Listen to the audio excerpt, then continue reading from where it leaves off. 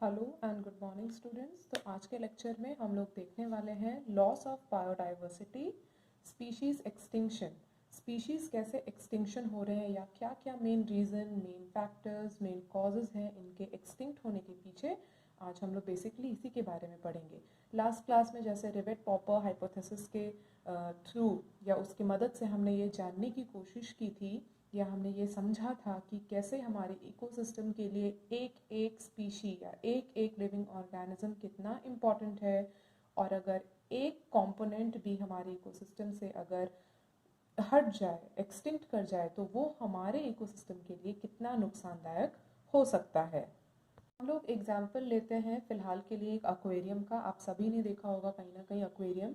Aquarium को हम लोग कह सकते हैं या ले सकते हैं as a small setup of ecosystem, जिसमें हमारे हाथ में है, यानी कि हमारे कंट्रोल में है कि हम उस पर्टिकुलर छोटे से इकोसिस्टम में कितनी वैरायटी ऑफ फिशेस या अदर लिविंग ऑर्गेनिजम्स को हम उसमें रख सकते हैं।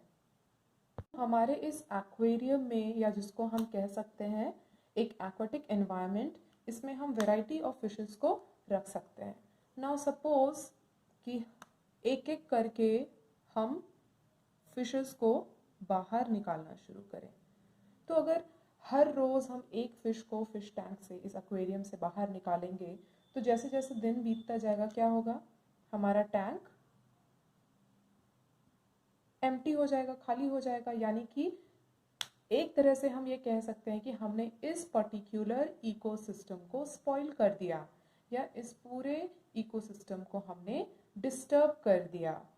तो जैसा कि मैंने कहा, इस एक्वेरियम में फिशेस को इंक्लूड करना और बाहर निकाल देना, एक्सक्लूड करना, ये दोनों हमारे ही कंट्रोल में है।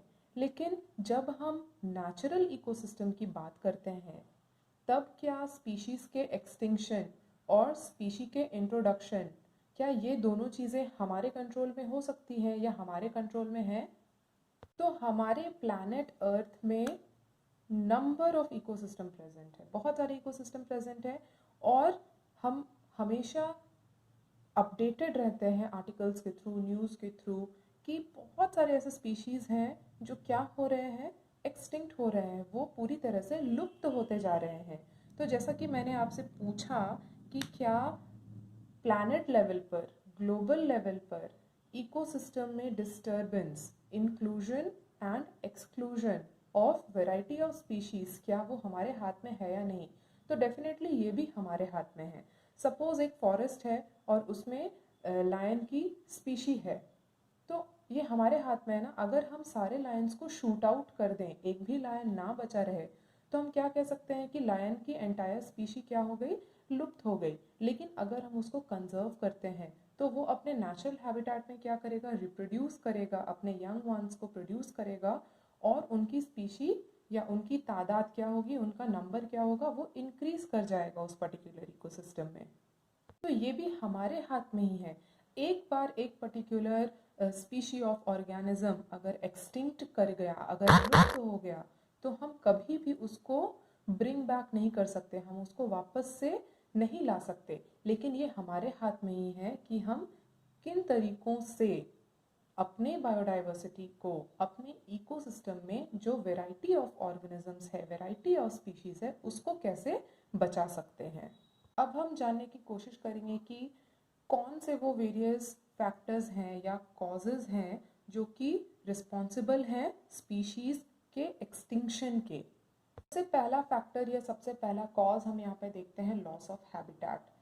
हम लोग अगर अपनी बात करें, ह्यूमन बीइंग्स की बात करें, तो हम लोग सबसे इंटेलिजेंट ऑर्गेनिज्म है amongst the entire group of species, different group of species in the planet अर्थ।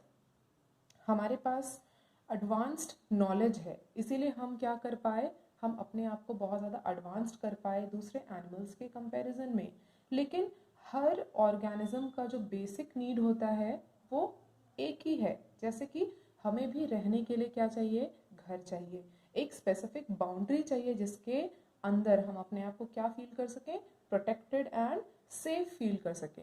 उसी तरह से हर एक ऑर्गेनिज्म का अपना अपना क्या है, घर है, अपना अपना एक पर्सनल स्पेस है, अपना अपना एक हैबिटेट है, जिसमें वो कंफर्टेबली क्या कर पाते हैं, सरवाइव कर पाते हैं, उसमें आराम से रह पाते हैं। अब हम लोग जो लॉस ऑफ हैबिटेट के बारे में जान रहे हैं, बेसिकली हैबिटेट लॉस का कारण कौन है? हम इंसान, यानी कि हम ह्यूमंस ने बहुत सारी एक्टिविटीज़ में अपने आप को इतना ज़्यादा इन्वॉल्व किया है कि हमारे वजह से दूसरे ऑर्गेनिजम्स के हैबिटेट में डिस्टर्बेंस क्रिएट हो गया, या हम कह सकते हैं कि हम ही वो मेन कॉज हैं जिन्होंने क्या किया है, दूसरे ऑर्गेनिजम्स के हैबिटेट को डिस्ट्रॉय किया है अपने नीड्स को फुलफिल करने के लिए। सपोज कि एक फॉरेस्ट एरिया है और ह्यूमन एक्टिविटी उसमें हो रही है, चाहे वो इंडस्ट्रियल सेटअप के लिए हो, चाहे वो एग्रीकल्चरल फील्ड बनाने के लिए हो, या कोई भी इंटरेस्ट हो जो जिसमें ह्यूमंस इन्वॉल्व हैं। अब क्या होगा, वो एंटायर फॉरेस्ट को कट कर दिया जा रहा है। तो वो जो फॉरेस्ट है वो तो एक घर है बहुत सारे ऑर्गेनिजम्स का, बहुत सारे ऐसे स्पीशीज़ हैं जो उस पर्टिकुलर फॉरेस्ट में अपने आप को कंफर्टेबल महसूस कर रहे हैं, वहाँ पे रह रहे हैं कितने समय से। तो जब वो फॉरेस्ट को काट दिया जाता है, उसको ओपन लैंड बना दिया जाता है, तो अब वो घर क्या हो गया, डिस्ट्रॉय हो गया, वो पर्टिकुलर हैबिटेट डिस्ट्रॉय हो गया, और वहाँ पे जितने ऑर्गेनिजम्स पहले से रह रहे हैं, they are forced to move out of that particular area.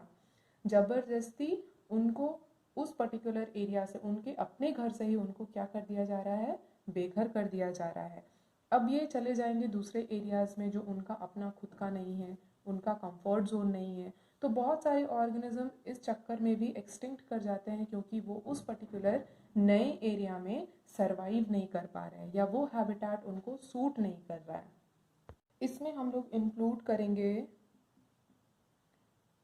Deforestation, जिसका एग्जाम्पल मैंने ऑलरेडी अभी एक्सप्लेन किया है। Deforestation simply means cutting down of और क्लियरिंग आउट ऑफ ट्रीज। दूसरा है ह्यूमन एक्टिविटीज़ के वजह से ही बहुत ज़्यादा एनवायरनमेंट में पोल्यूशन है, पोल्यूशन की वजह से भी बहुत सारे हैबिटेट ऐसे हैं जो डिस्ट्रॉय हो रहे हैं। तीसरा है ह्यूमन नीड।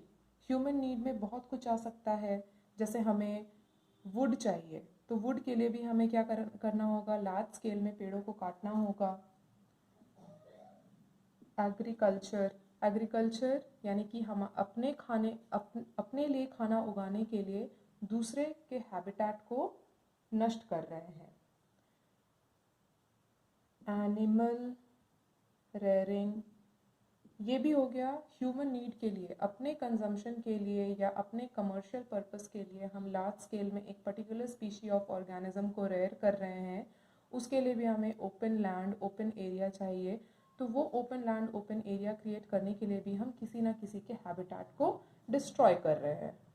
सेकेंड कॉज या सेकेंड फैक्टर हम देख सकते हैं ओवर एक्सप्लॉयटेशन बाय ह्यूमंस। यहाँ पे ओवर एक्सप्लॉयटेशन का कारण है बढ़ती हुई आबादी, पॉपुलेशन। यहाँ पे नोट करने वाली बातें ये है कि हमारा जो प्लैनेट है, हमारा जो ग्लोब है, उसका एक लिमिटेड साइज एंड शेप है। जो लैंड एरिया हम अपने लिए यूज़ करते हैं वो भी लिमिटेड है, जितने भी रिसोर्सेज हैं वो लिमिटेड है। तो लिमिटेड स्पेस में ओवर पॉपुलेशन अगर हो तो नीड क्या होगी, ऑटोमेटिकली बढ़ जाएगी। नीड बढ़ेगी तो हम क्या करेंगे, प्रोडक्शन इंक्रीज करेंगे अपने नीड को फुलफिल करने के लिए। तो यहाँ पे हम समझ सकते हैं कि ओवर एक्सप्लॉयटेशन हम ह्यूमंस के तरफ से कैसे हो रहा है। जैसे जैसे पॉपुलेशन इंक्रीज करेगा, हमारा नीड, हमारा डिमांड इंक्रीज करेगा। हमारे नीड और डिमांड को फुलफिल करने के लिए हम दूसरे के लाइफ को स्टेक पर रखेंगे और अपने लिए गुड्स और अपने लिए फूड और शेल्टर को इंतज़ाम करेंगे। यहाँ पे हम एक एग्जाम्पल लेंगे एग्रीकल्चरल फील्ड के लिए। फिर से जैसे मैंने पहले बताया कि एग्रीकल्चरल फील्ड को क्रिएट करने के लिए एक लार्ज स्पेस फॉरेस्ट का क्लियर किया गया। उसमें क्या हुआ कि उस पर्टिकुलर हैबिटेट में रहने वाले जितने भी ऑर्गेनिजम्स थे वो अफेक्ट हुए। कुछ ऑर्गेनिजम्स ऐसे थे जो दूसरे एनवायरनमेंट में या दूसरे हैबिटेट में अपने आप को सरवाइव नहीं करा पाए और वे एक्सटिंक्ट कर गए। अब हम उस एग्रीकल्चरल लैंड में क्या कर रहे हैं, ईल्ड कर रहे हैं क्रॉप, और पर्टिकुलर क्रॉप की हाई यील्ड के लिए हम उसमें यूज़ कर रहे हैं chemical, pesticides, insecticides and fertilizers etcetera etcetera. अब रन ऑफ में क्या हो रहा है, बहुत सारे केमिकल्स बह जा रहे हैं, नियर बाय वाटर बॉडी में जा रहे हैं, एक्वाटिक एनवायरनमेंट को पॉल्यूट कर रहे हैं। अब उससे क्या हो रहा है कि जो नियर बाय एक्वाटिक इकोसिस्टम है, हैबिटेट है, वो भी डायरेक्टली या इनडायरेक्टली डिस्टर्ब हो रहा है उस पर्टिकुलर केमिकल से जो रन ऑफ के थ्रू उस पर्टिकुलर वाटर बॉडी में चला गया। वो भी किसी ना किसी तरह से वहाँ के एक्वाटिक एनवायरनमेंट को हार्म कर रहा है। जितने भी ऑर्गेनिज्म हैं अगर उस केमिकल के इफेक्ट में आते हैं तो वो भी डिस्ट्रॉय हो जा रहे हैं। प्लस जिस पर्टिकुलर एग्रीकल्चरल फील्ड में केमिकल का यूज़ हो रहा है, ज़रूरी नहीं है कि वो प्लांट के साथ साथ उसमें रहने वाले माइक्रो ऑर्गेनिजम्स या दूसरे इंसेक्ट स्पीशीज़ के लिए भी यूज़फुल हो सकता है कि वो हार्मफुल कॉज इफेक्ट करे और उस पर्टिकुलर एरिया में या उस पर्टिकुलर सॉइल में प्रेजेंट जितने भी यूज़फुल ऑर्गेनिजम्स हैं वो उस केमिकल के वजह से डाई आउट कर जा रहे हैं या एक्सटिंक्ट कर जा रहे हैं। नेक्स्ट कॉज की अगर हम बात करें तो वो है इन्वेजन ऑफ एलियन स्पीशीज़। अब ये एलियन स्पीशीज़ क्या है, ऐसे स्पीशीज़ ऑफ ऑर्गेनिज्म जो कहीं से आ गए और प्री एग्जिस्टिंग हैबिटेट में इन्वेड कर रहे हैं, उस पर्टिकुलर एरिया को कैप्चर कर रहे हैं और उस पर्टिकुलर हैबिटेट में रहने वाले ऑर्गेनिजम्स को डिस्ट्रॉय कर रहे हैं अपने आप को सरवाइव कराने के लिए। पर्टिकुलर हैबिटेट में प्री एग्जिस्टिंग ऑर्गेनिजम्स को ख़त्म कर रहे हैं। तो इस वजह से भी क्या होगा कि वो ऑर्गेनिजम्स जो इन एलियन स्पीशीज़ की चपेट में आ रहे हैं उनका मास डिस्ट्रक्शन हो रहा है और उनकी एक्सटिंक्शन हो रही है। यहाँ पे हम एलियन स्पीशीज़ की बात कर रहे हैं तो इनको भी हम दो कैटेगरी में बांट सकते हैं। सबसे पहला है ये alien species as a predator भी हो सकते हैं। अगर ये प्रीडेटर है तो ये क्या करेंगे, they will feed on pre existing organism in a particular habitat. ये प्रीडेटर्स कहीं से आए और प्री एग्जिस्टिंग ऑर्गेनिज्म पर अटैक किया उस पर्टिकुलर हैबिटेट में और उन प्री एग्जिस्टिंग ऑर्गेनिजम्स का क्या हो गया, एक्सटिंक्शन हो गया। सेकंड कैटेगरी है ये alien species as a competitor किसी पर्टिकुलर हैबिटेट में अप्रोच करेंगे।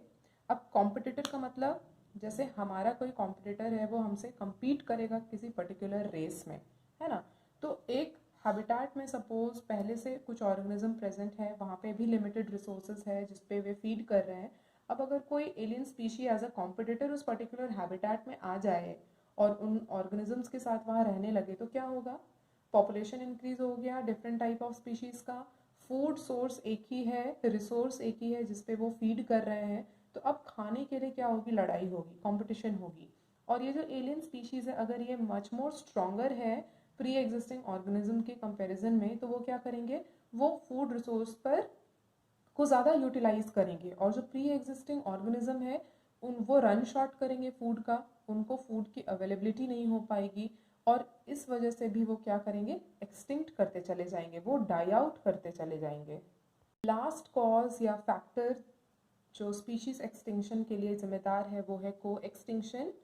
बेसिकली को एक्सटिंक्शन को हम डिफाइन कर सकते हैं या उसको हम समझ सकते हैं इस तरह से कि when two different species get extinct together, दो अलग अलग स्पीशीज अगर एक साथ एक्सटिंक्ट हो रहे हैं तो उसको हम को एक्सटिंक्शन कहेंगे। इसको हम एक एग्जाम्पल के थ्रू समझ सकते हैं, होस्ट एंड पैरासाइट। होस्ट क्या है, होस्ट वो ऑर्गेनिज्म है जिसके अंदर पैरासाइट रह रहा है, उससे फूड जनरेट कर रहा है और उसके साथ साथ जी रहा है। तो को एक्सटिंक्शन में अगर होस्ट एक्सटिंक्ट कर जाए तो पैरासाइट को खाना कहाँ से मिलेगा, वो सरवाइव कैसे करेगा। तो अगर होस्ट खत्म हो गया तो पैरासाइट भी खत्म। तो यही है को एक्सटिंक्शन।